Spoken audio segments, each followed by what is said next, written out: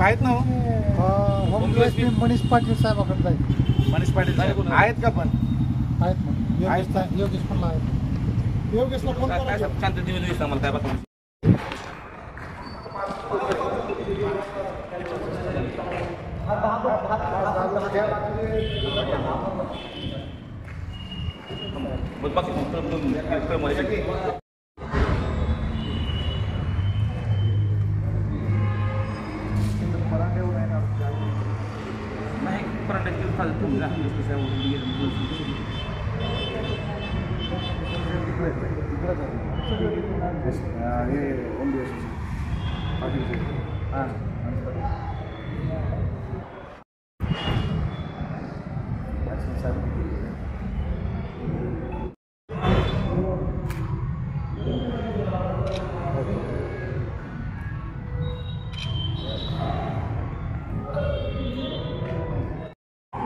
टाक दे.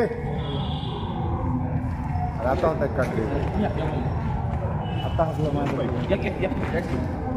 काय झालं आणि कशा संदर्भात निवेदन दिलं? काल रात्री उशिरापर्यंत असं समजलं आता 12:30-1 वाजता आमचे पालकमंत्री, धाराशिवचे पालकमंत्री तानाजीराव सावंत साहेब यांचे पुतणे जिल्हा परिषदचे माजी उपाध्यक्ष धनंजयजी सावंत साहेब यांच्या घराच्या बाहेर अज्ञातांनी गोळीबार केला असं आम्हाला समजलं.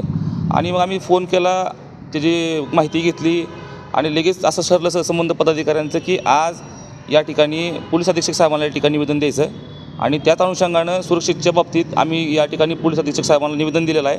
कारण उद्या आमचे लाडके मुख्यमंत्री एकनाथभाई शिंदे यांचा परंडा या ठिकाणी दौरा असणार आहे आणि त्याच्या अनुषंगानं कुठलीही अनुचित प्रकार घडू नये किंवा विरोधकांचा कुठला डाव या ठिकाणी असू शकतो, त्यांच्या मनात घातपातासुद्धा डाव असू शकतो, तर तसा कुठल्या प्रकारचा डाव या ठिकाणी घडू नये. त्यामुळं पोलीस यंत्रणेनं त्या ठिकाणी सतर्क राहावं, दक्ष राहावं आणि दोषींवर कठोर कारवाई करावी. तात्काळ त्यांचा तपास करून त्यांना तात्काळ अटक करणं या ठिकाणी गरजेचं आहे.